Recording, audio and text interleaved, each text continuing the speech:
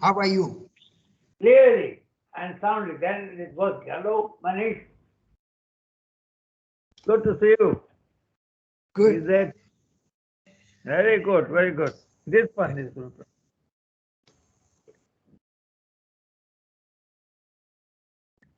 Wait, wait. I just make a read Balram's speech here. I tell you, I was really looking forward to your being a part of it. I lost you. I know. Totally. You have always been so kind to me. Well, this was a bit difficult, Balram, but I did it. Not to mention. It was a bit difficult. Now, where is it? Oh, Balram is gone. Oh, I've got Wait, tell me. the email and it says welcome to Gmail. I lost Gmail here. It's useless. I can't read any time I have. But I need Balram, my speech on Balram. 1 second. I'll get you your speech. 1 second, just wait. Where is it? I will see. It's on the desktop? It's on desktop, but I want it here. You want it here as well, no? Yeah. I'll convert it. That's my son Viplo helping me. I'll just convert it for you. Give me a moment. You put somebody to.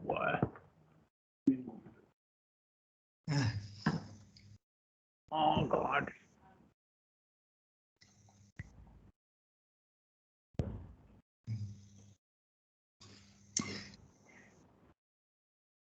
Jasilaku, how are you?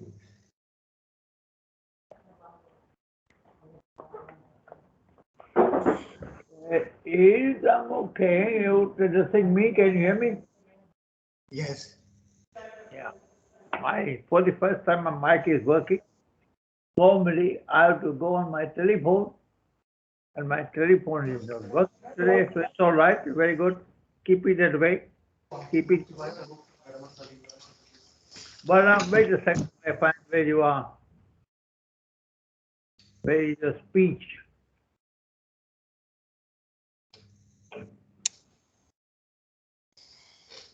Viplau? मैं तो ना link भेज रहा हूँ हाँ बोले ना Wait, I have to convert it into a file. So I'll just send it. 1 second. It's easy. You give me, I'll do it. रुक जा आ गया हाँ जी मैडम कौन सा मनीष डॉक्टर मनीष अरोड़ा ओके वैसे मैंने Wait.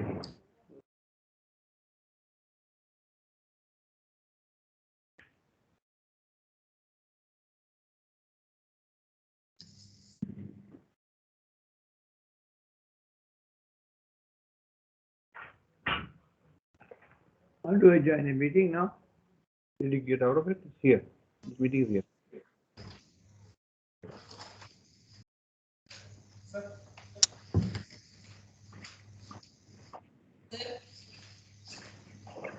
You have at least told us that Justice Bedi is here, he is coming. मुझे क्या पता बाबा कौन है? I thought छोटा बेन वो जो बच्चा है वो बाबा है. How do I know? I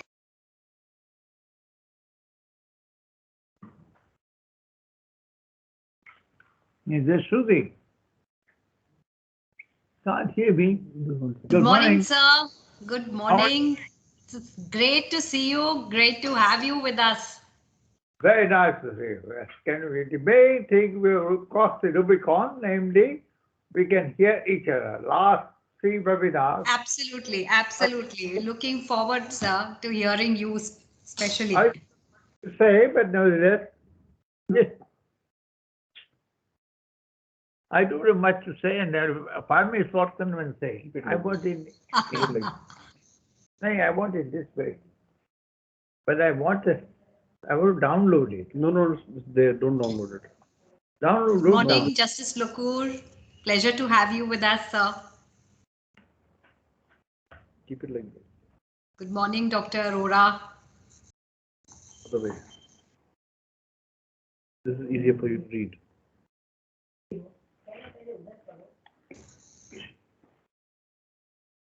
So, Shruti, how have you been? Very well, sir. Very well. I'm just trying to. I think Justice Lokur cannot unmute himself. Oh, Yeah, can you hear me now? yes, sir. Absolutely great. Yeah, I just wanted to inform you that it's a little difficult to hear Professor Bakshi. Okay. Yeah. Uh, You can. There you are. Yeah, just about. Just about, oh my goodness, I have great difficulty with the speaker of this computer. Sir, maybe if you come a little closer to the, computer, it'll Yes. be easier. Speaker coming closer to the speaker. Only computer can do that. Okay. Is it better now? Yeah, much better. yes, sir. Okay. We can hear you very well. Great.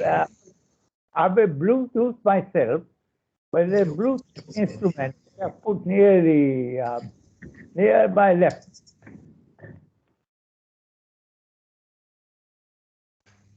With my computer, I've developed a Bluetooth myself.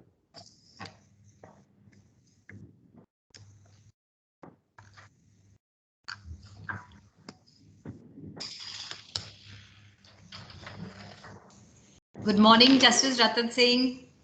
Good morning. How are you? Very well, sir. Very well. Just testing the audio for everyone. Whoever I can.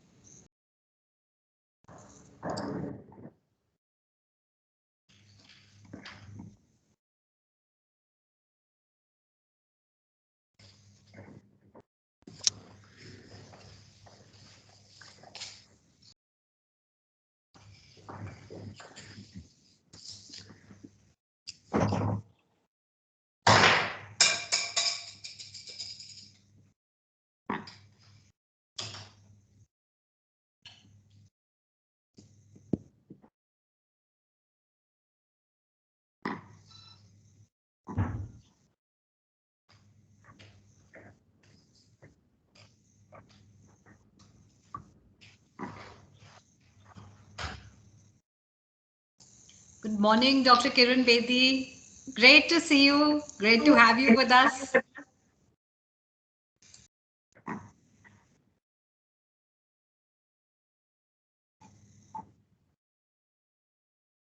Something went wrong. I don't believe it.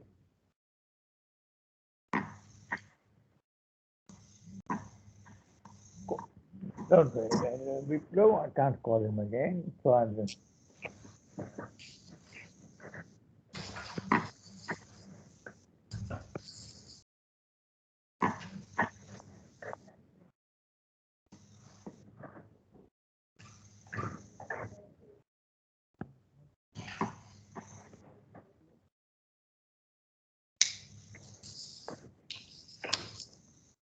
so I can't get what it said is wrong. No attachment. Just I can't read it. put it like this, you will read it. I don't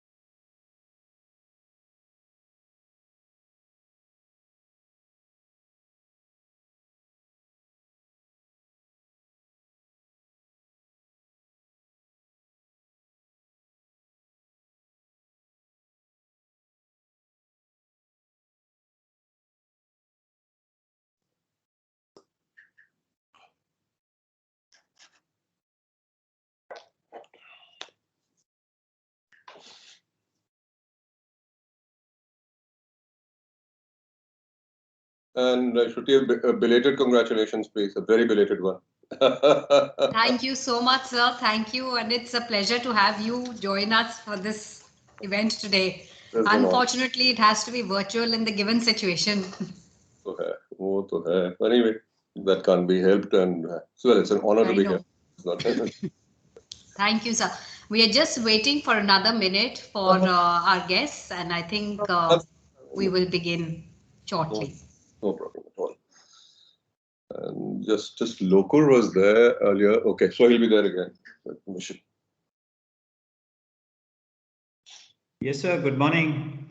Sir, good morning, sir. How are you, sir? How are you? Good to see you.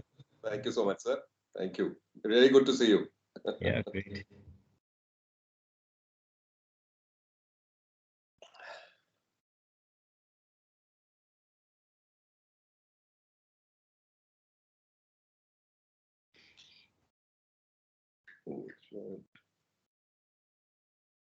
Kamboj.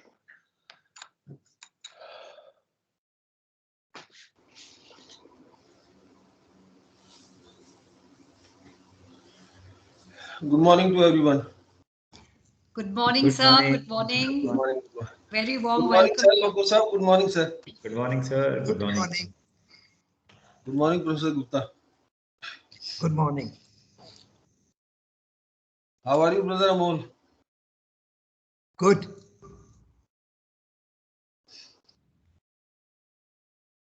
नमस्कार गुप्ता जी, नमस्कार आपको. लोकुर साहब, नमस्कार. Namaskar. Namaskar. How morning, are you? Sir.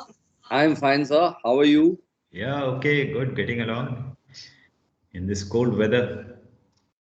Somehow.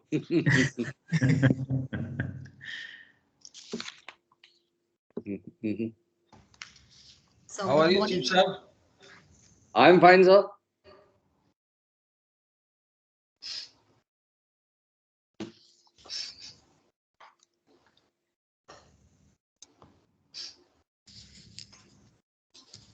Good morning, everyone.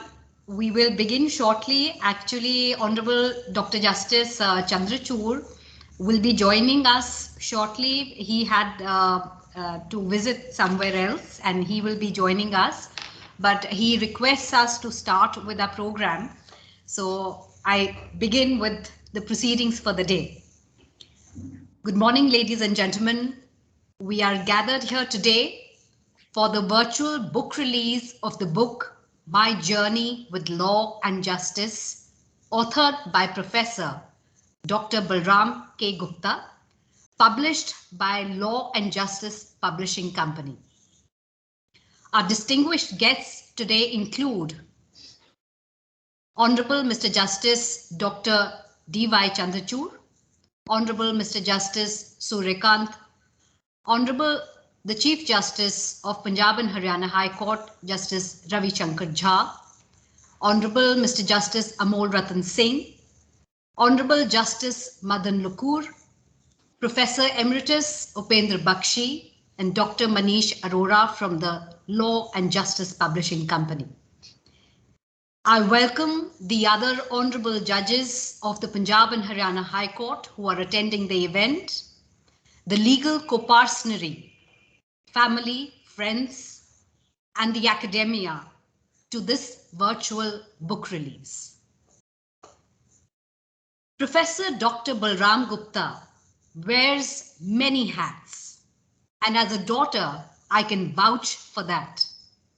He is a legal scholar, an educator of minds, a distinguished senior advocate, and as Mr. Anil Malhotra, our senior advocate, describes him in his recent review of his book, he is the keeper of the Eden Garden of law. He is truly the Mozart of law. I now invite Professor Dr. Gupta to speak to you about his 325-page magnum opus. Professor Dr. Balram Gupta. Thank you so much, Dr. Shruti Bedi.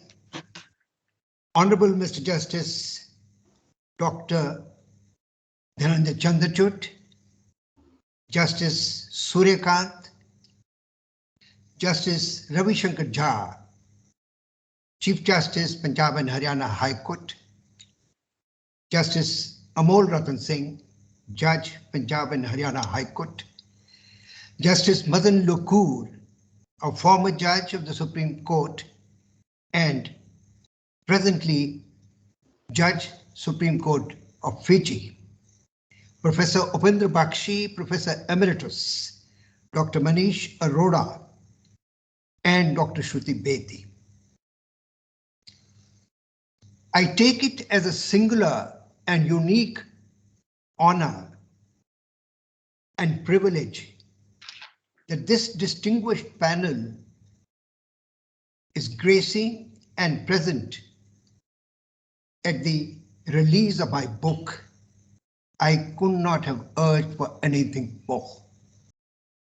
My deep gratitude to all of you as such. Why this book? I had a moving journey for the last 55 years. From legal education to legal profession to judicial education. A continuous journey with no breaks. I have never been out of crease nor stumped as such. In cricket, we have batsmen, bowlers, fielders. But there are some players who are all-rounders, and they are batsmen, bowlers, and fielders as well. It is in that spirit that my journey is a continuous one journey as such. What I learned as an academic, I practiced at the bar. And my experience, both academic and the bar experience, equipped me to take the challenge of judicial education. And therefore, it has been a meaningful journey. I have been a Rotarian of 1977 vintage. Paul Harris was a lawyer who was the founder of Rotary. There have been many presidents of Rotary International with legal background as academics and judges. Throughout my journey, the Rotary values have been the barometer, the guiding barometer to guide me into this particular realm for long many years. In recording my journey, I kept one thing in my mind. There's no journey which is not filtered with roughs and toughs of life. I had challenges. I encountered them. I surmounted them. And ultimately, intentionally, I thought I should record only the positive aspects and not to refer to anything which is negative in nature. Why? The reason is very obvious. Positive minds, positive writings are lasting writings. They are the living writings as such. My book has 4 parts. Part 1 deals with my journey, the role that I have played, different roles that I have played. I recorded that. It is autobiographical. Part 2 and part 4 are essays, 25 essays, some long, some short essays. These essays are also based upon my experience in the academic and the professional fields as such. And during this long journey, I had the opportunity of meeting the best of minds, the academics, the lawyers, the judges. They influenced my thinking, my writings, and also charted my journey in that particular background. Therefore, I have drawn the life sketches of 15 of them so that they could be the beacon light and the torch bearers for the future generations as such. When I was offered to go to the National Judicial Academy, I met my Chief Justice, the then Chief Justice, Justice A.K. Sikri. And I shared with him what my son told me. Papa, these are your harvesting years and you are running away from the profession. Justice Sikri told me, you know, Balram, why have you been picked up for this responsibility? You have grown in that environment which is required for taking up this responsibility.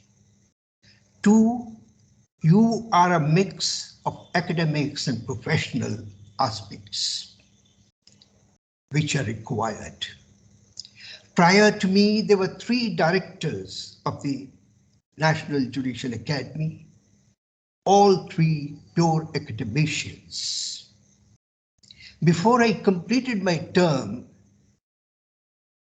the rules for appointment of the director of the National Judicial Academy were revisited, and it was made clear that it is the court experience as lawyer and judges which would make a person suitable for this particular responsible position.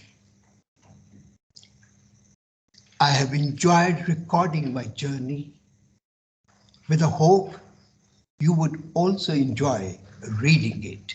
Thank you so much. Thank you, Professor Gupta, for sharing your story through this book with us. And in the end, I think we all will become stories. He does, of course, remain unstumped, like he said. Ladies and gentlemen, it's now time for the book release. A virtual book release is, after all, virtual, and therefore I would request the dignitaries today to kindly hold the book on the screen to mark the release of the book. I would request the Academy to take a photograph of this moment.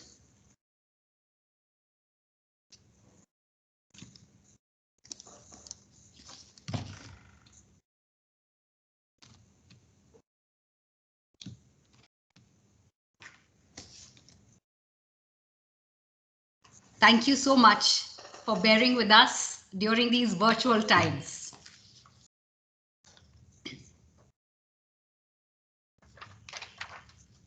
His students describe his intellect as intimidating. His thick white crop of hair is the envy of many. His vivacious writings, interspersed with wit and humor, make him a creative jurisprudent.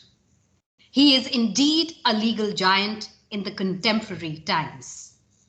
Ladies and gentlemen, I speak of none other than Professor Upendra Bakshi. May I ask him to please share a few thoughts on this occasion.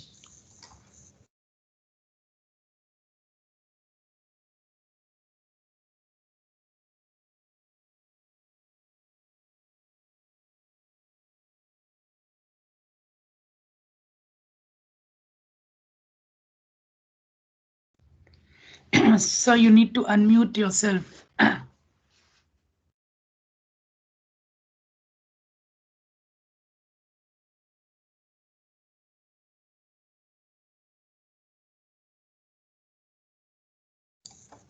I think Professor Upendra Bakshi might be having a little bit of a technical problem.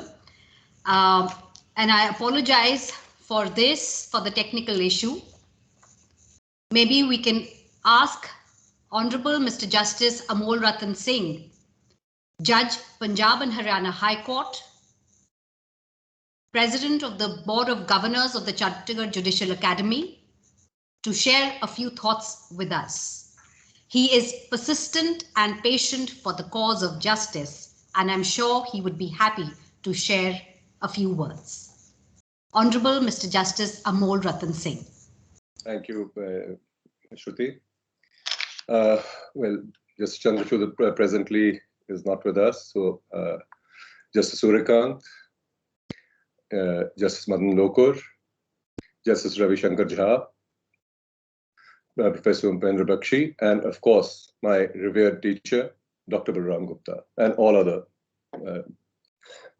participants, all of the people present here. A very good morning to everybody.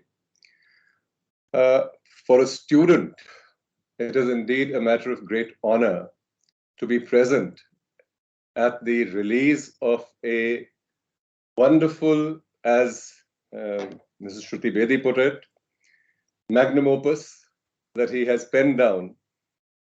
And therefore, I'm indeed privileged to be here to on this occasion with Dr. Gupta, my teacher, my revered teacher, my mentor at the time when I was in the university, in his presence and of course presence of all dignitaries here.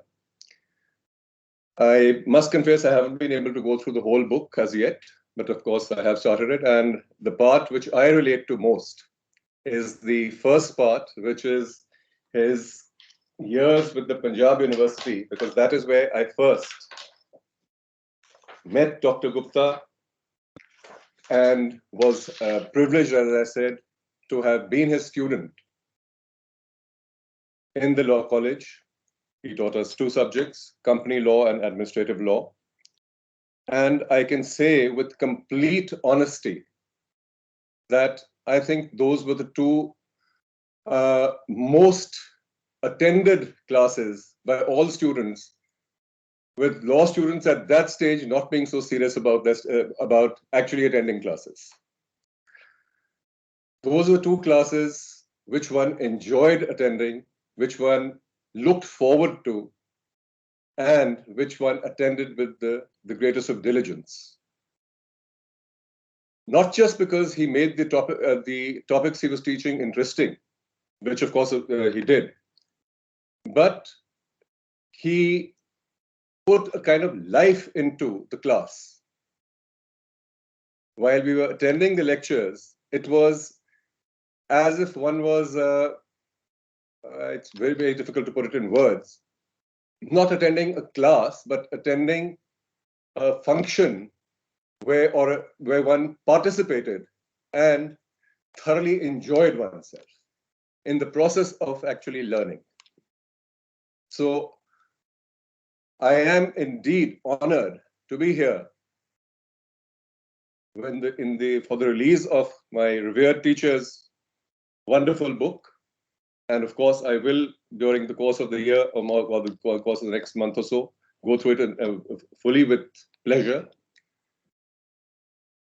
And I have to relate a particular incident or part of the reason why I eventually joined the legal profession.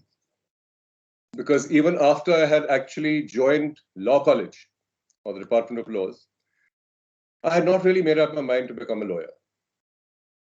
It was part of an academic journey, really. After I had finished, I went to Dr. Gupta at his home in Sector 25, Chandigarh. And he asked me, he says, have you joined the bar? I said, I have not as yet. He says, why not? I said, I'm not very sure whether I want to practice or not. He says, I've never seen you taking parts in debates and declamations, but I have seen you interacting in class. And I assure you that you will make a good lawyer.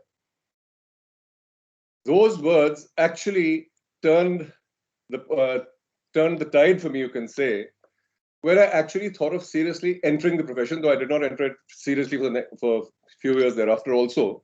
But that's what actually put me thinking that, yes, this is a profession I can actually join. And that's how I became a lawyer in the first place, took my license, and initially visited the courts sporadically over a few years, and then seriously joined the profession. So I have Dr. Gupta to thank for being my mentor in the legal profession and for being a wonderful teacher and a guide throughout the years, even thereafter. Thank you, sir.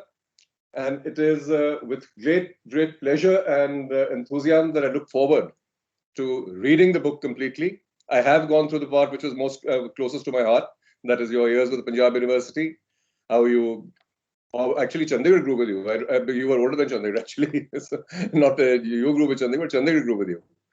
And of course, yes, your reminiscences about what Chandigarh was then and what it is now, what the university was then, what it is like now. And it was a pleasure going through it last night and before that. And well, I don't think I have any more words to say, except that thank you, sir. Thank you very much indeed for being a wonderful teacher and a great mentor. Thank you.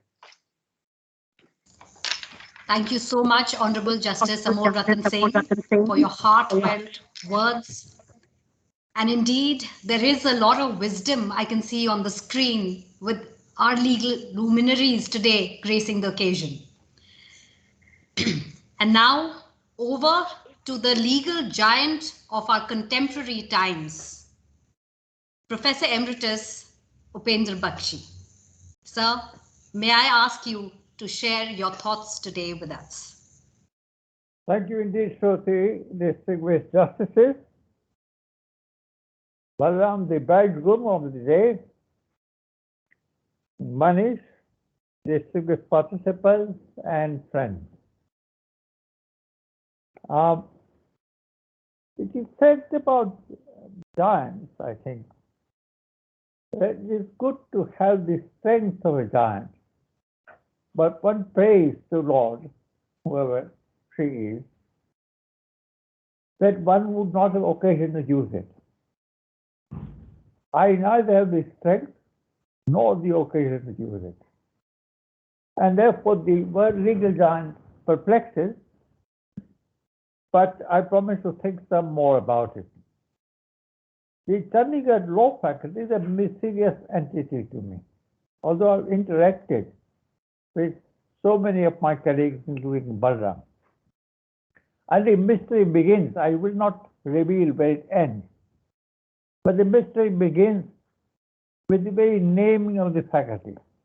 It's only faculty in India, perhaps Asia, and perhaps the world, which is called the Faculty of Law and not Faculty of Law. Being a Jewish student, I asked Professor Shivdar as to why the faculty was named as in plural. Here's some sort of response. I was very curious whether Jeremy Bentham influenced in naming. Because Jeremy Bentham said, one should never talk about law, but laws. In reality, there is not a single law, but there are different kinds of law. Parsivan, the great Parsivan, came to my rescue by saying, there is certainly a distinction between public law and private law, and he was a great family lawyer, besides being a public lawyer himself. And Paras said to me, answer is very easy. Faculty of Law stands for public law as well as private law. I don't know what answer did Balram give to me. I look forward to some answer in his book. When I read it closely, I've read it rather hurriedly. And I am a very good judicial company as far as reading the book is concerned. But let me tell you that I've rarely read as lucid a biography, which I read once. I propose to study a second time with a view to finding my answers. Many questions and many answers. But Balram is lucid. As Professor Hart said of Professor John Austin, that John Austin was clearly wrong, wrong many a time. But his virtue was that he was clearly wrong.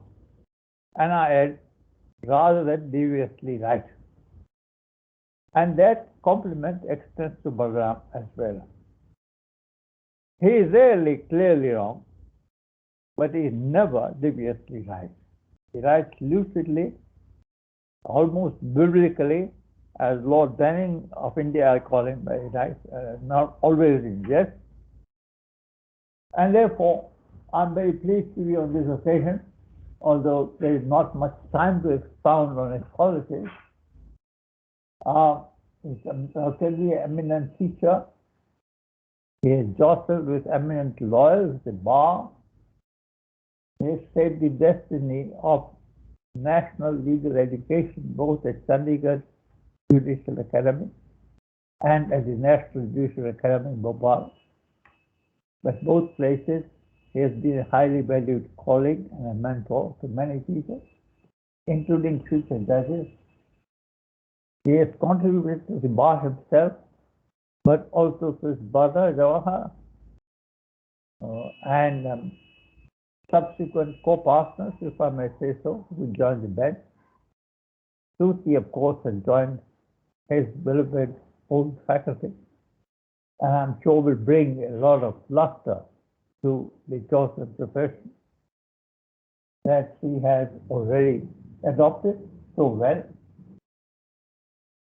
And I have before me learned an introduction by Justice Loku, who recalls his career at the bar, at the Judicial Academy, and at the Faculty of Laws.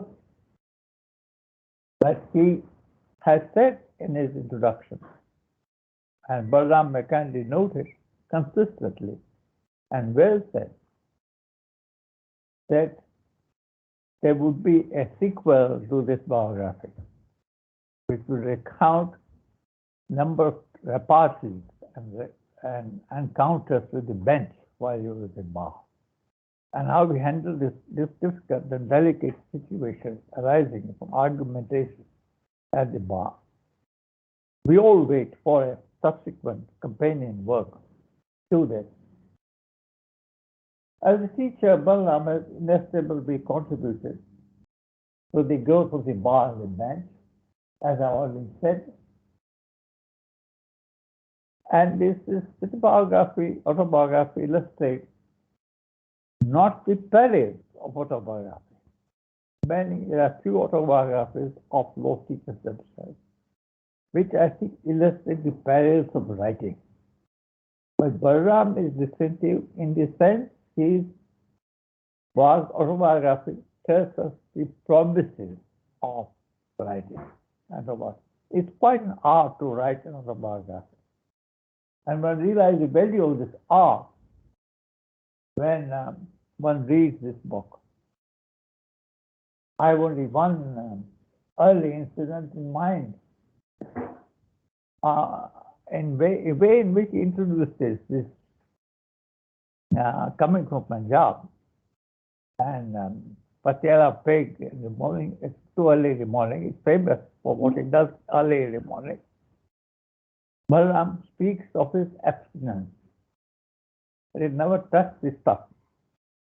I don't know whether to compliment him or mourn the loss that he has suffered. I don't know. But I think the way he does it is extraordinary, because he was accosted by 5 great law teachers from Rajasthan in the business class where he was privileged to sit. And the request to Balram was not for instruction in jurisprudence, but spiriting away a few bottles when Balram proclaimed his virtue of abstinence. I don't know what happened to the gentlemen, whether they studied law deeply as further as a result, or they abstained from studying law, but I don't know that. I think, well, that Justice Loco spoke of may as well explain what happened to those men in life of law. And we can then make out the importance of the virtues that he has developed and he spoken about. But I want to make a general point.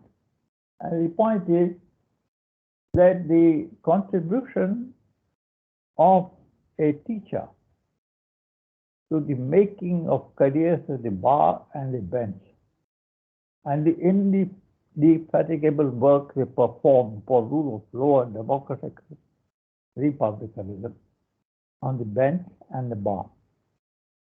The influence of law teachers on these happenings have yet to be fully delineated.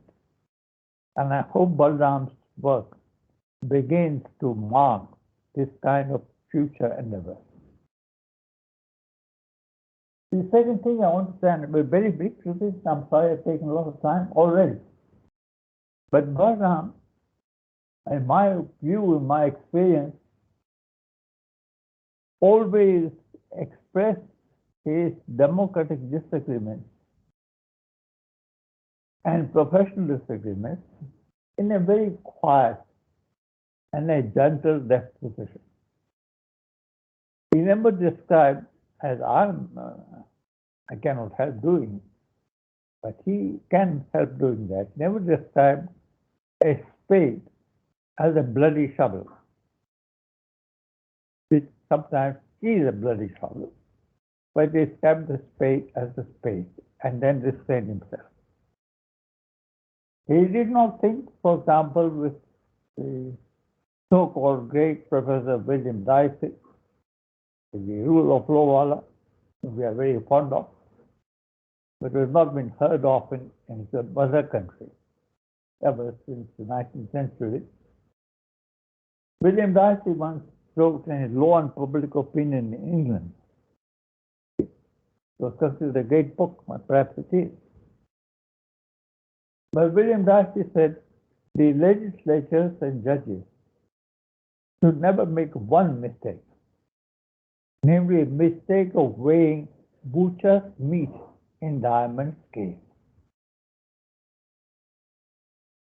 Public opinion, a man who writes a 400-page book on public opinion and law in England in 19th century, towards the end has a very elitist opinion.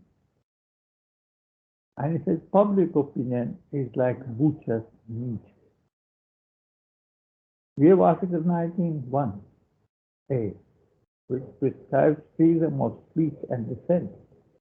And many justices have described this in turn as the pillar, basic cornerstone of a democracy, and rightly so. And to say that it is like butcher's meat is saying a bit too much. And although Balram does not say in so many words, and that's my final point, he always believed, and this autobiography is a valuable testimony to that, testament to this fact, that true education brings humility and not arrogance of power. And Balram's message in this sense is that what is important in democracy is a genuinely egalitarian dialogue, a dialogue in which different people pursue truth through public reason. And that, I think, is the mainstay of this book. There are different ways of disagreeing, but there's only one way of being disagreeable, and that is to disrespect the other view. And Balram never was disagreeable in that sense. I think this rectitude which marks Balram is decisively important in a teaching career and in all public offices, if I may say so.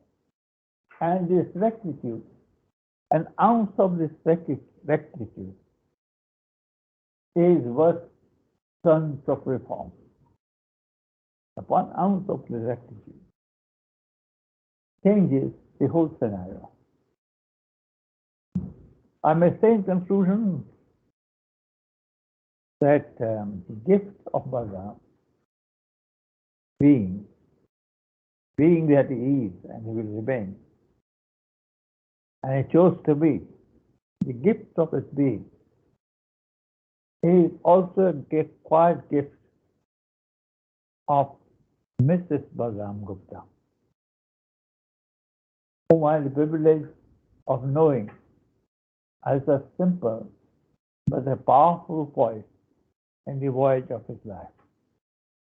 There is, in a sense, a composite achievement that is not fully taken account of when people talk about the greatness and rectitude and responsibility of Balram. And perhaps I want to repair slightly on this occasion that ignoble omission. Thank you, Balram.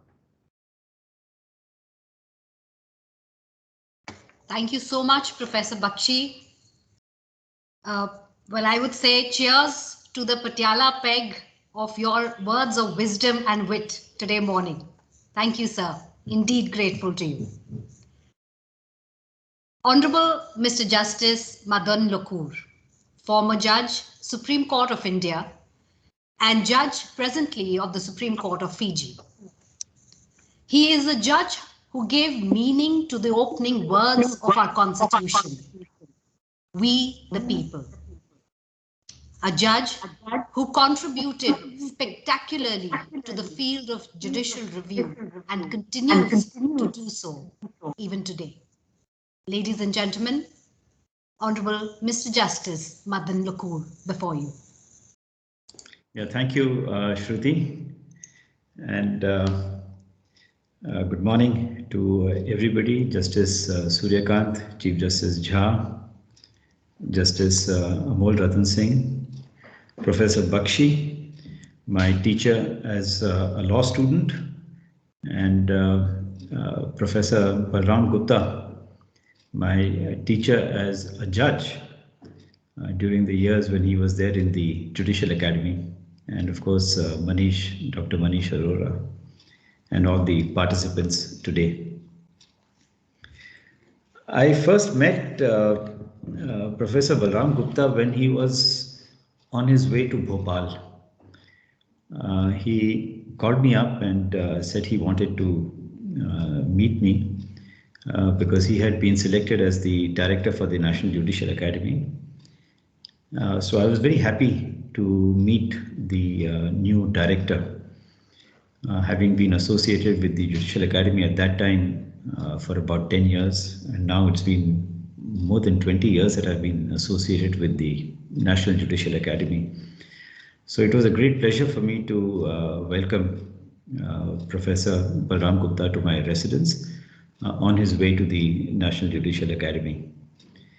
We had a chat about what could be done, what has been done, and what should be done to improve the quality of justice and justice delivery so that it is more meaningful to litigants, to the people, and to the country. When Professor Balram Gupta was in charge of the Judicial Academy, I had occasion to visit the Academy on several occasions as a resource person, and on a couple of occasions also as a student in connection with other programs where there were other resource persons. And during my interaction with Professor Balram Gupta for those years, I found that he was a person who donned, as Shruti said, many hats. He was a teacher, a professor in Punjab University, and a very successful one at that, as we have heard Justice Amol Ratan Singh tell us. He was a lawyer, a very successful lawyer who perhaps gave up the, well, if one might say, the harvesting years of his legal profession. He was a judicial educator par excellence. I know because I attended several of the programs at Bhopal and also regional programs in other parts of the country, which were mentored by Professor Balram Gupta. And finally, as a scholar, someone who wrote some delightful essays and continues to do so, by the way, and which are of immense interest to many of us who are there in the legal fraternity. It was a pleasure for me to, and an honor, if I may say so, to be asked to write the foreword for his book, which is semi-autobiographical. The first part of the book being autobiographical. But I found that he has written some things about judicial education. In fact, a large part of the book is dedicated to his views on judicial education in the form of essays. And there is a lot to learn, that we as judges or members of the legal fraternity who hope to become judges can learn from these essays. And I would request the honorable judges who are present today to go through it, because there is a lot of wisdom in what he has said. And his experiences really count for a lot, because as the director of the National Judicial Academy, he had occasion to meet hundreds of, if not thousands, of judges from across the country, not only in Bhopal, but also during the regional conferences that he had in different parts of the country. So there is therefore a huge amount of learning which can only be for the benefit of the justice delivery system. His essays are also a major part, the fourth part of his book, and it's really enjoyable reading all those essays, including his interactions with some legal luminaries. One used to hear about some of these greats as a student or as a young lawyer, but Professor Balram Gupta has given life, though in a few pages only, about some of these legal luminaries. And that is why I felt that it would be good if we are able to get a sequel from Professor Balram Gupta, so that we as lawyers, as students of law, can learn from those who are far more enlightened than all of us. So I wish you all the best, Professor Balram Gupta, and thank you for giving me this opportunity. Two more things I would just like to say very briefly is one sentence which Professor Balram Gupta has mentioned in the preface. He says, "I have enjoyed living my journey." I think that is very, very important. Whatever you do, whether you're a teacher, a professor, a lawyer, a judicial educator, or a scholar, enjoy whatever you're doing, or a judge. Enjoy whatever you're doing, and I think that's a very important lesson which Professor Gupta mentions in his preface. The other very important thing that he mentions, which I think brings out his philosophy in one sentence, is the last sentence in the preface, when he says, "Good nature is the richest fruit of every human life." That's what Professor Balram Gupta epitomizes, good nature. And that's why he was a successful professor, successful lawyer, successful judicial educator, and a wonderful scholar. So really, thank you very much, Professor Balram Gupta, for enriching the life of so many of us. And I hope you will continue to do so with a sequel and continue to write such wonderful essays. Thank you very much. Thank you so much, Justice Madan Lakur, for your warm words and insightful thoughts on this event today, the book release. We really, truly enjoyed listening to you, and thank you also for a captivating foreword to the book. Honorable Mr. Justice Ravi Shankar Jha, the Chief Justice of the Punjab and Haryana High Court and the Patron-in-Chief of the Chandigarh Judicial Academy. He is a gentleman judge who is both humble and elegant in his pursuit of justice. Sir, may I request you to share your thoughts today. Justice Ravi Shankar Jha.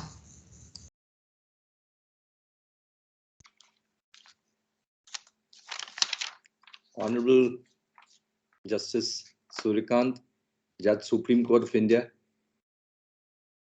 Justice Lokur, Justice Amol Ratan Singh, Professor Emeritus Bakshi Saab, Professor Balram Gupta ji, and all those who've today joined in this virtual book release function. A very good morning to all of you. I have been here in Punjab for 2 years and few months plus, and have known Justice Professor Gupta for a short time. But I feel very proud and privileged today to be a part of this book release function.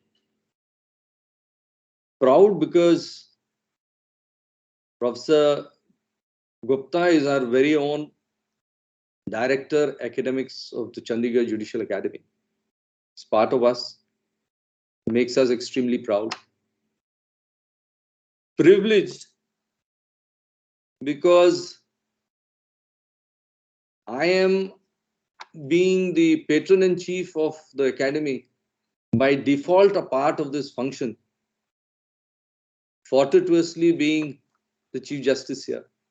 Otherwise, probably I would never have had the privilege of sharing the dais or such a function with such great legal luminaries. Professor Gupta, as Justice Lokur has so beautifully put it in his foreword, and Justice Singh has just told you, is a wonderful person and probably has achieved so much in life which takes probably 2 or 3 births to do. Anybody else in his place, I mean, he's been a professor of law, senior advocate, a judicial educator, and a professor emeritus. And anybody else writing a book would have spent volumes and volumes upon writing about himself, his achievements, the hardships and the hard work and study, etc., that he has put in and all that. Having gone through this book, the one thing that struck me, as Professor Bakshi put it, was the humility of Professor Gupta. He has confined whatever he has achieved to just 1/4 part of the book. That's the first part, which is the autobiographical part of the book. And there too, if you would read it, you will find that it's simple narration of facts. As he himself put it, he has not talked about anything negative in the book. It shows tremendous humility on his part. A person who has achieved so much would have written volumes about himself. But even when he writes a book, confines personal narrations to just 1/4 part of the book. It is said, Vidya dadati vinayam. Knowledge and wisdom brings humility. Very chosen few are blessed with this by God, because knowledge brings arrogance. But in the case of Justice Gupta, it's wonderful to see that all his hard work, his nearly 6 decades of hard work with education, has brought so much of humility to him. Another thing that I came across here when I met people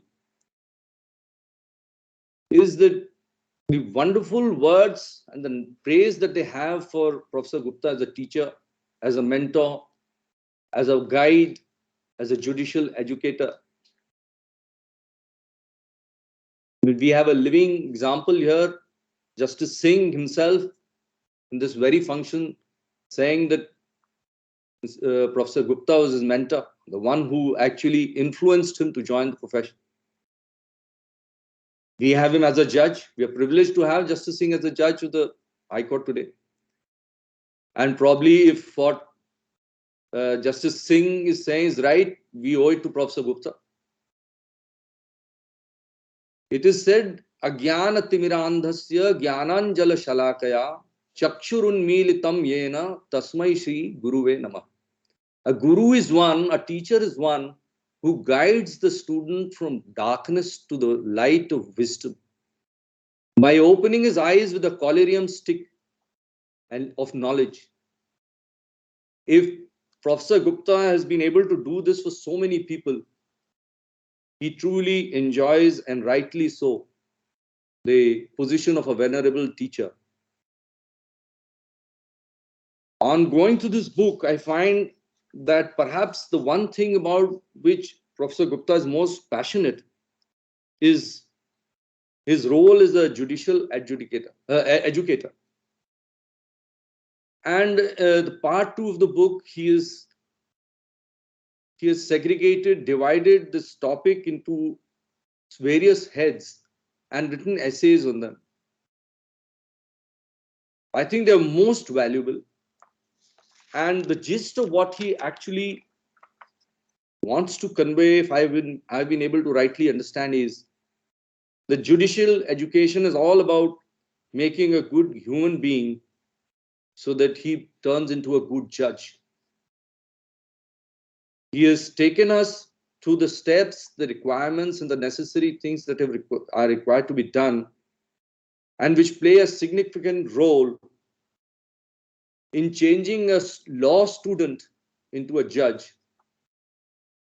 The journey from the classroom to the courtroom, as he himself puts it. And I think, to my mind, this book is going to be a compulsory and a valuable asset to all judicial academies. In fact, I feel it's kind of a handbook for all judicial educators, because it is written by a person who is, like he himself put it, has experience as a senior advocate, as a professor of law, and a judicial educator.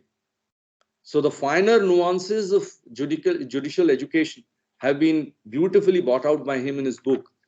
And to my mind, it is going to be a tremendous addition and a compulsory addition to all judicial academies, law faculties, as well as a necessary read for judges and lawyers.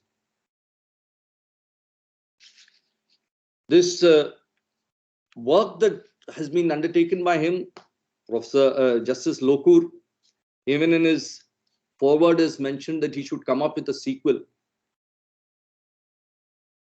Whether he does it or not, I feel that he needs to be greatly congratulated for whatever he's already done by giving us this wonderful book. His thoughts on such wonderful people that he's met throughout his career, his opinion about certain wonderful clinching judicial issues, and of course, as I said, his wisdom regarding judicial education. I wish him all the best. I congratulate him for this work. I pray that God gives him and us the privilege of his continued contribution to judicial education for 100 years. Jivema Sharada Shatam. I feel privileged to be part of the function of launching and releasing this book by Professor Gupta. Thank you. Thank you so much. Jai. Thank you, Honorable Justice Ravi Shankar Jha, for your lucid insights into Professor Gupta's legal innings. And indeed, I think we have another scholar with us, because Sanskrit, being the language of the Devas, was never easy to master. Honorable Mr. Justice Suryakant, Judge, Supreme Court of India. His understanding of the culture of law can be described by two adjectives, brilliant and compelling.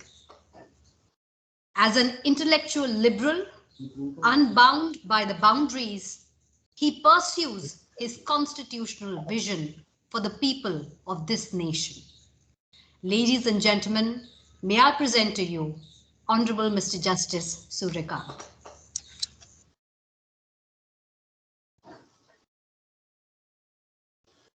My brother and dear friend, Justice Dr. D.Y. Chandrachud, probably he is yet to join us. My old associate and a guide and a very respectable person for me in my personal life, Justice Madan B. Lokur, Chief Justice Ravi Jha, Justice Amol Ratan Singh, Professor Upendra Bakshi, Professor Dr. Balram Gupta, esteemed members of the bar, academicians, Dr. Manish Arora as a representative of the publisher, and my other dear friends. It's my pleasure to be virtually present among all of you for the launch of a book that not only chronicles the journey of a seasoned legal luminary, but also gives deep insights into the intricate relationship between the law, human rights, judges, and justice. Dr. Shruti Bedi and then Justice Lokur have very eloquently pointed out the multiple contributions made by Professor Gupta in the field of legal education as a senior advocate and later as a judicial trainer, which all are unparalleled. I have closely seen Professor Gupta playing these different roles, partly as a member of the bar and then as a judge of Punjab and Haryana High Court. I can say he is well known for his commitment to the dignity of legal profession and for his sincerity as a judicial trainer. This book comes at a very opportune time when we have recently celebrated the 73rd anniversary of adopting the Indian Constitution. It is time to pause and reflect on the transformative role of our Constitution, the law, and the courts in our country. Unlike many other instruments, our Constitution is conceived as a social document going beyond the standard norms of governance. While Professor Gupta has written in depth about the metamorphic role of our Constitution, I was particularly intrigued by the chapter on judicial review and the Constitution. The author has rightly distanced himself from the Western debates on the role and the legitimacy of judicial review. In our country, judicial review and activism were conceived out of the necessity so as to bring about more accountability and to ensure that government organs adhere to the boundaries of constitutional discipline. The process of judicial review over the time has become the foremost tool to connect the people to the Constitution. This continuous endeavor has enabled the courts to develop a rich bounty of constitutional jurisprudence and ensure that our Constitution continues to be a living organic document. The courts have, by adopting innovative mechanisms, addressed various socio-economic issues, hyper-technicalities like locus standi have been diluted so that public-spirited individuals be allowed to represent the interest of the economically deprived citizens who otherwise may either be unaware of their rights or may find it difficult to have access to courts. The other chapter which I liked in Professor Gupta's book is Part B, which talks about shaping the judges. Speaking for myself, the issue of training judges and judicial officers is a problematic area. We may candidly ask ourselves whether the objective behind setting up judicial academies has been optimized. An objective evaluation will make us to realize the deficiency of qualified trainers. Resultantly, the district judiciary, which is the foundational platform to deliver justice to the masses, is not adequately sensitized on the value of humane approach, the plight of poor litigants, and also on the expectations of the elder members of the bar. Issues such as when and where to entertain a suit or the art of writing judgment are some of the core areas which should draw attention of our judicial academies.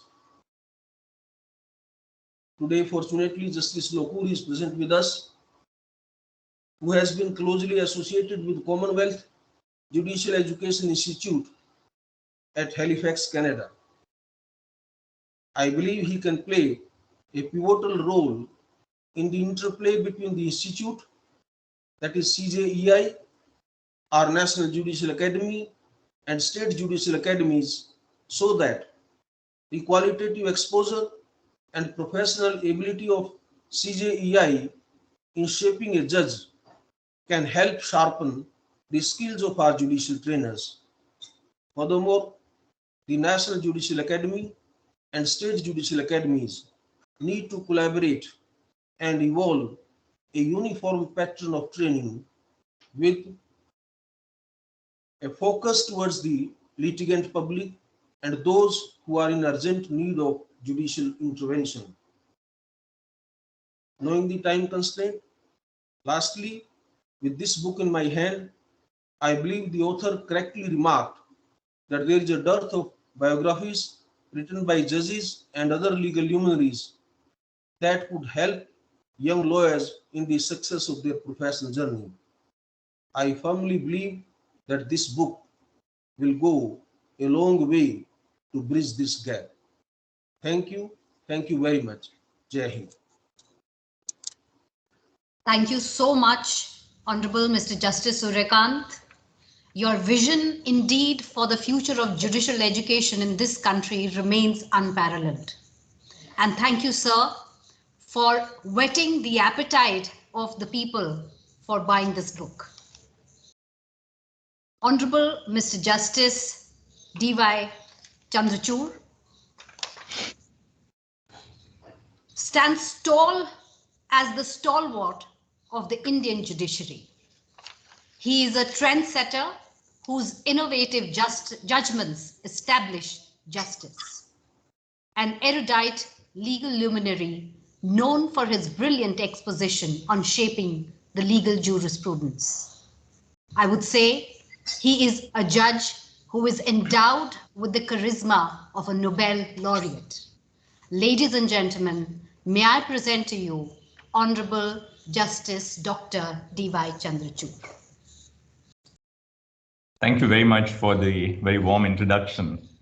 A very good morning to my own teacher and guru to a generation of Indian students, lawyers and judges, Professor Upendra Bakshi, to whom I bow in salutation this morning, my distinguished colleague, Justice Suryakant, Chief Justice Ravi Jha, Justice Samul Ratan Singh, my very distinguished former colleague and predecessor on the E-Committee of the Supreme Court, Justice Madan Lokur, all the other dignitaries, and of course, what we would call in Marathi, the Utsav Murti, as we say in Marathi, the reason for today's function, Professor Balram Gupta and distinguished dignitaries. Professor Balram Gupta I wouldn't say that he's a jack of all trades. That would be belittling his unique achievements. He's dabbled with a lot of endeavors in the legal profession, but I can certainly say that he's a master of all. He has donned the robe of a professor of law, a senior advocate, and director of the National Judicial Academy, a role in which I had the opportunity of interacting with him extensively. What is very significant is that he has fared exceptionally well in every role that he has assumed in this distinguished career. I think that if there were any person whose journey of life could depict the contours of fairness and justice and the pursuit of what is fair and just, it would be that of Professor Balram Gupta. The book which he presented to me in Chandigarh a few weeks ago is a compilation of perhaps an autobiographical flavor, and his selective writings gives the readers a lesson on law and life. In his book, he tackles issues such as academic plagiarism and, in an eminently readable style, teaches lawyers and judges the value of professional ethics through his writings. His autobiographical account, written in short and comprehensible sentences in the Lord Denning style, would help law students and lawyers navigate through their career choices, given that the author has such a wide range of experiences of his own. As he recalls his perils as a student of law in the era before the advent of technology, when reference materials were not easily available, I was taken back to my own formative years as a student of law at the Campus Law Center, and later as a PhD student, where we had to handwrite our entire thesis. This book is thus informative, but I think what is the hallmark of the text is that it is very personal as well. This compilation of writings by Dr. Balram Gupta, as the director of the National Judicial Academy, on shaping judges and judicial propriety, is a must-read for all judicial officers. He writes on how a judge, as an officer of the court, should conduct herself with humanism and compassion. He refers to the four-limb test propounded by Socrates to judge a judge, which are to hear courteously, consider soberly, answer wisely, and decide impartially. Unfortunately, today, when we select or recruit judicial officers, we test them only for the information that they have at their disposal in the exams which we conduct to test the information which they have imbibed. But equally, this book tells us that judges and judicial officers, the core of judging lies in empathy, in being sensitive, and in the emotional stability which an individual as a judge possesses. That, unfortunately, is something which we don't test when we recruit judges into our system at all. In the essay titled Strengthening Judicial Culture, Professor Balram Gupta states that an open court system strengthens judicial culture, introduces discipline, and ensures the rule of law. In the course of the COVID-19 pandemic, we have been struggling to keep our systems open, consistent with the fundamental norms of open justice on which all democratic societies ought to be founded. I fully endorse the views of Professor Balram Gupta. A judge is to be judged not only by the number of judgments delivered and the rate of disposals, but also by her conduct within the walls of the courtroom. One of the flip sides of technology is that we have an emphasis on statistics because technology provides information at our fingertips.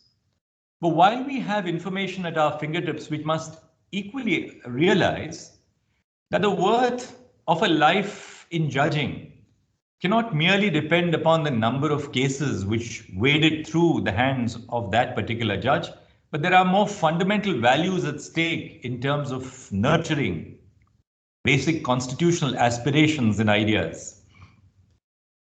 When a judge begins to hear a case, she must do so with an open mind, unbridled by her own prejudices.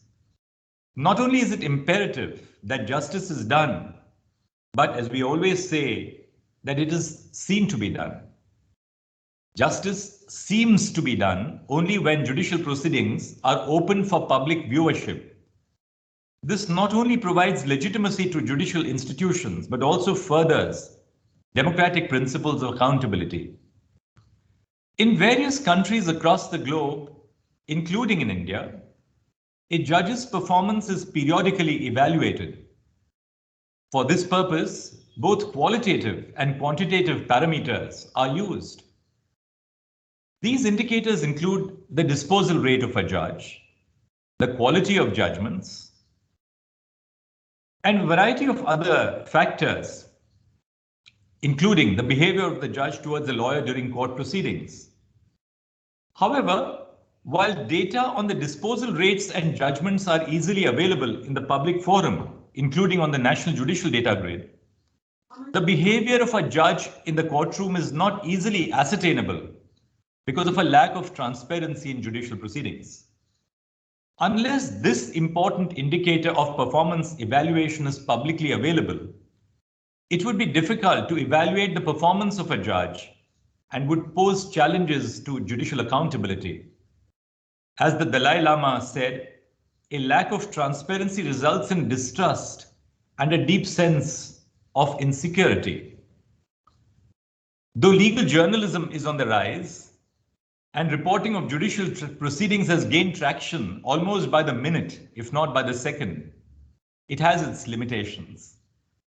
Unless judicial proceedings are open for public viewership, it would not be possible for the public to understand the nature of the work undertaken by the courts. Streaming of judicial proceedings is also a mode of education for law students, the young as well as the not so young at the bar. Recently, a 7-judge bench of the Kenyan Supreme Court concluded hearings in the case of Attorney General versus David Ndidi, popularly known as the BBI case, where the court is deciding on the implied limits on the power to amend the Constitution. While we all know of the decision of our own 13-judge bench in Keshwanand Bharti, it is still considered as one of the most path-breaking judgments delivered by the Supreme Court.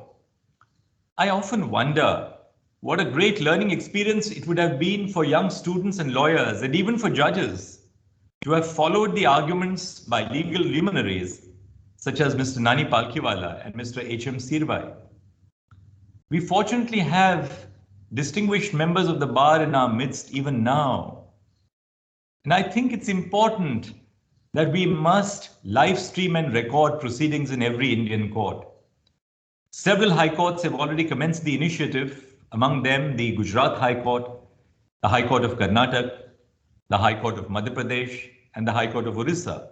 And I think it is a matter of time that these practices, these best practices, are now shared across the nation. I thus feel that all courts across the country must open their proceedings for public viewership. I heartily congratulate Professor Balram Gupta for the publication of this book and recommend it to be included as a course reading in law schools. Perhaps the book signifies, in a fundamental way, the personality of the author, dignity, grace, and acknowledgement of the role of the legal profession in not merely nurturing life in society as it stands today, not in terms just of the history of this nation, but personally for all of us. And I think every page of this book embodies this quest for learning, this love for literature, this love for erudition, the scholarly attributes which make the personhood of Dr. Balram Gupta, as we know him so closely. I thank you, Professor Dr. Balram Gupta, for inviting me to make this presentation this morning. It's been a pleasure to read your book and to go through it. I'll only end with a little anecdote. I was talking to Chief Justice Shavak's Wajibdar just a few days after you presented the book to me, and he was quarantining in Washington, D.C. And I read out to him what you had said about him on the occasion of his farewell. And of course, Shavak said in his characteristic style, well, he said he has been very charitable to me. But I do believe that what you have said embodies such beautiful anecdotes, traits about personalities you've come into touch with, fundamental ideas about the direction where the Constitution and judicial review should be taking us. Not just in terms of today's values and today's principles, such as the principle of proportionality, but how we develop and build upon these founding bricks that have been laid for us step by step by those who have come before us. And it just is a reminder to us that we are really, in that sense, passengers. We are pilgrims in this path of engaging with and unfolding the Constitution. It's a sobering reflection for each one of us that, important as the role that is assigned to us is, it's important to us to look at a broader picture and realize that we are only a speck in this universe of law and justice. Thank you very much. Thank you so very much, Honorable Dr. Justice D.Y. Chandrachud, for your warm and heartfelt words. Your bubbling energy infuses us also with your enthusiasm and passion. Thank you, sir, for being with us today. And if I may request all our dignitaries to once again hold the book up on the screen, because we missed you, sir, Justice Chandrachud, at the beginning, and it would be nice to have everyone share this occasion with us. Thank you so much. Thank you so very much, everyone. Law and Justice Publishing Company is a part of the universal group of publishing companies with 6.5 decades of dominant presence in the legal publishing world.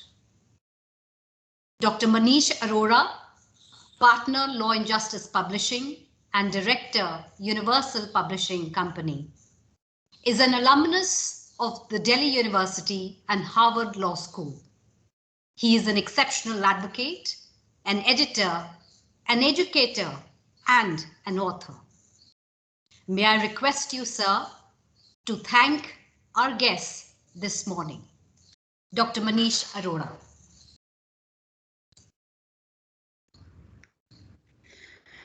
Thank you, Dr. Shruti, for elaboratively introducing me. Honorable Justice D.Y. Chandrachud, Honorable Justice Suryakant, Justice Madan V. Lokur, Justice Ravi Shankar Jha, Justice Anmol Ratan Singh, Professor Dr. Rupendra Bakshi, Professor Dr. Balram K. Gupta, and Professor Dr. Shruti Bedi, and all the dignitaries here. Thank you very much. In fact, as a publisher, this is a great duty of ours to offer my sincere gratitude to all the eminent participants of this launch program. In fact, we publishers are duty bound to build bridges not only between the author and the reader, but also between the past, present, and the future. As all these learned speakers just said, that this kind of a book which is linking to past, present, and future, right? So, and I must tell you that a book, because obviously being a publisher, I'll be talking about book more. So the book is not just a storehouse of static knowledge, but it also a treasure trove of gems. In fact, the gems that takes different forms in different hands to different finders. To say that a book stores the collective wisdom of generations, definitely, even this book itself, collective wisdom of generations, is it true? But I will also say that it's an understatement, because books store knowledge and then turns into wisdom of different kinds and does different miracles in the hand of different people. Right? That is a book which takes things there. Obviously, the relationship between a reader and a writer, the author, is very intimate, despite the fact that two of them might be hundreds of miles apart. Right? A reader is somewhere in Washington, but as Justice Chandrachud said, that somebody in Washington is acknowledging some readings here, what we are discussing today here. So it could be something miles apart. And with the blessings of Goddess Saraswati, we in this profession of publishing, we witness this miracle almost every day. And I could say almost every moment. So today we are here, in fact, because of one cause, and that is the book. And the person behind it, that is Professor Dr. Balram K. Gupta, whose crusading zeal has made this day possible. And we thank you, sir, for giving us this opportunity to publish your worthy work. Professor Balram Gupta is definitely, as everybody said, he's an all-rounder in a cricket scenario, and he's one of the most learned legal scholars of India. And Law and Justice Publishing Company is proud to have him among its distinguished authors. The book launched today is an extraordinary in every sense. Let me also frankly admit here that working with him in this book was a wonderful experience. He played a friend, philosopher and guide to me throughout the journey. And he taught me so many new things and whatever possible manner. And he's a very methodical man. And I must confess that, yes, I learned a lot of methods from him during this journey of publishing. And we wish that he keeps this passion for writing alive, and in process keeps giving us an opportunity for bringing his worthy works, which we can bring to the readers. We are thankful to Dr. Shruti Bedi for being such a wonderful master of ceremony at today's launch. And then obviously to Justice D.Y. Chandrachud, Judge, Supreme Court of India. Thank you, sir, for your presence here and your informative address.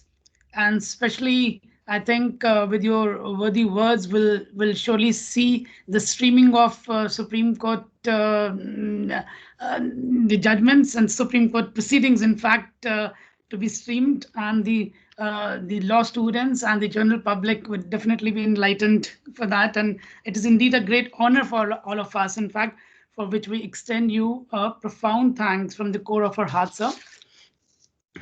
We thank Justice Suryakant, Judge, Supreme Court of India, for honoring us by his gracious presence today and your thought-provoking address. And also, sir, your special thought on collaboration of judicial academies with India and abroad to make things quite extensive. Our heartfelt thanks to Justice Madan B. Lokur, former Judge, Supreme Court of India, and the present judge at Supreme Court of Fiji, to be here to grace the occasion. And sir, thank you for the worthy forward you have given to the book and for your quite informative address today. We also place on record our deep appreciation for Chief Justice of Punjab and Haryana High Court, Justice Ravi Shankar Jha, to be present here amongst us today. And sir, your enlightening and excellent shlokas, which were the light of the day today.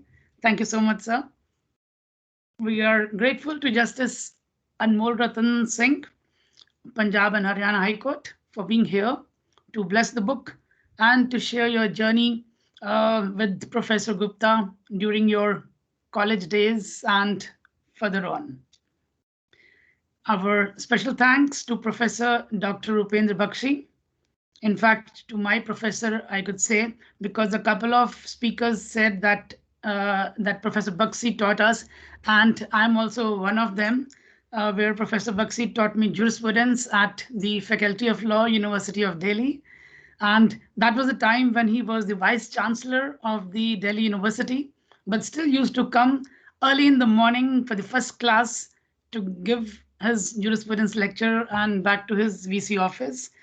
Thank you, sir, and cheers for a Patiala peg again for that. And thank you for your thoughtful and enriching lecture. We also thank Mr. M.G. Arora, who is the founder of Universal Group. He founded the Universal Group 66 years back, of which Law and Justice Publishing is the youngest part. And he's also present here. Maybe he must be on the, because we have a lot of people today who are hundreds and thousands of them who are on the YouTube, not on this forum, but on the YouTube, who are watching us. So thanks to my father, M.G. Arora, who is to bless us on this special occasion. And also I must thank amongst those who've got time for this particular occasion, and amongst them there are a lot of judges, lawyers, media person, public men, professionals, even educational administrators, scholars, even law students. A lot of them are there, and we are most thankful to each one of them to being a part of the launch function today. So in fact, I might have, to be very frank, I might have participated in more than 100 book launches as a publisher since 30 years. But this is the one where I will have to make it, I'll have to just say over to Dr. Shruti Bedi, because otherwise we used to say, okay, then we'll see you at a high tea. But today, being a virtual thing, definitely over to Dr. Shruti Bedi. Thank you once again. Thank you, everyone. Thank you, Dr. Arora. And indeed, I think the legacy left behind by all the luminaries gathered today for this occasion continues through their writings, through their words, and through their thoughts. Thank you so much, everyone, for joining us. And I now draw this event to a close. Thank you all.